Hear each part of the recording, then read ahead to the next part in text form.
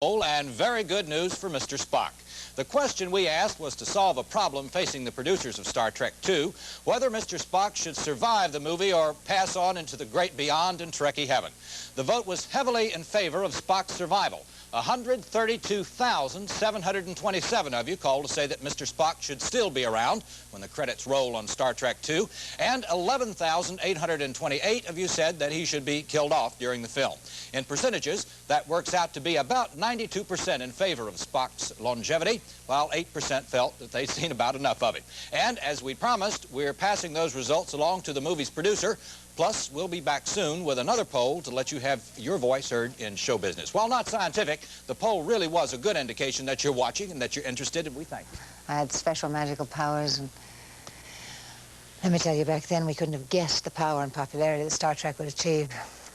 If you're like millions of Trekkies across the galaxy, and you're waiting for Star Trek II, the movie, well, you'll have to wait until June to see the movie, but you won't have to wait any longer for this exclusive behind-the-scenes look. Captain's log, stardate 7412.6. The impossible has happened. That was the feeling among the members of the original crew of the Starship Enterprise when they were reunited in 1979 in one of the most expensive movies ever made, over 10 years after their television series had been canceled. Never did we dream that 10 years later we'd be back as a, what, 40-somewhat-odd million-dollar film. And then a few years after that, here we are, you know, in the torpedo room of Star Trek II. Thank God, you know, that we were all there and back together again.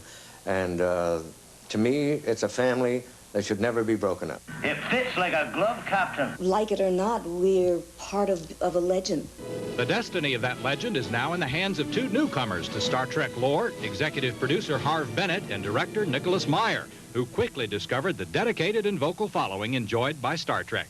More than interested, almost frantic about it. At a given point, due to pressure from fan people and what's the story going to be and what's this and what's that, you can understand that we were kind of being driven up the wall by the volume of mail, by pressure tactics, by certain people who, as I say, felt overpossessive about Star Trek. So we simply decided on a policy, and the policy is closed set. It's not a stunt.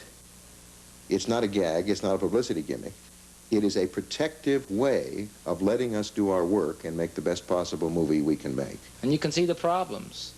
Like the man who crossed an Idaho potato with a sponge. Tasted horrible, but it sure held a lot of gravy. I don't exactly know how that fits in, but I do know.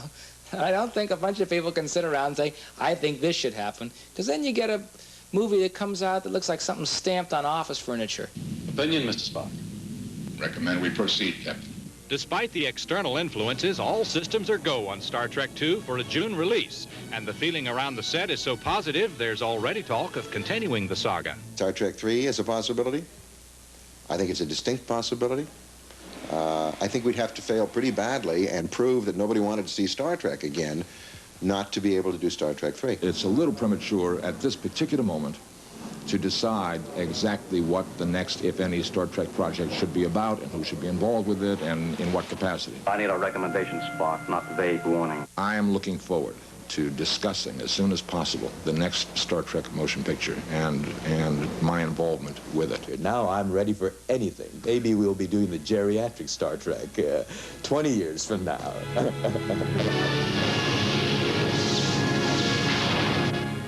Soupy Sales is still making people in person, good. Although I've got to say, I sort of feel like I've known you for a long time. You see, the writers upstairs have got your poster on every single door at Entertainment Tonight. So you're the guys that bought up over 100 posters at one time. Really a sexy poster, There's too. something you don't know about me, though.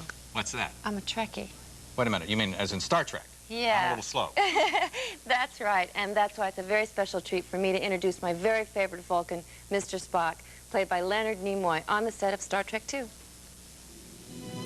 I sense puzzlement. That may be the feeling plaguing TV viewers later this year when they see this familiar face in two very diverse roles. So you're saying, if I won't go, you won't marry me? I'd love to marry you, Morris.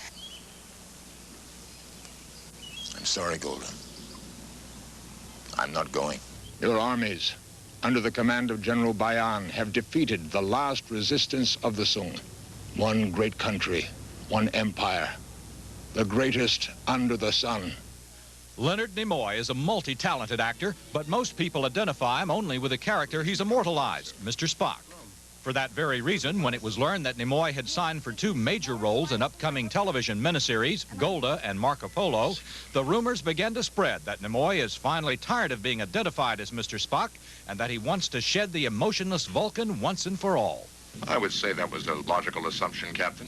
I think that's a myth concocted by people who want to make some drama out of this whole thing, and I can understand that. It's a lot more interesting to say, for example, that Leonard Nimoy has a love-hate relationship with the Spock character than to simply say, gee, he loves doing it every time he goes to work and there's no problem. No problem is no drama, and no drama, you know, who cares?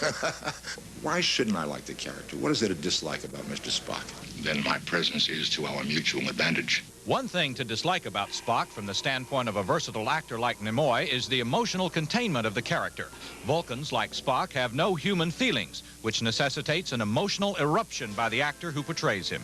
I can almost predict that I will have some kind of an emotional explosion somewhere along the way.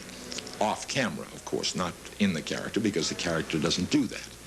But that containment that's caused by being suited into that role and made up into that role and contained by the demands of playing that character probably will have to find expression someplace else, like a pressure cooker that builds up and finally has to let off some steam. But all things considered, Leonard Nimoy has no regrets about having been associated with Mr. Spock for the last 15 years. If I had to choose all the characters that have been played on television in series in the last 15 to 20 years, and I were given the opportunity to choose Spock among them, I would choose Spock.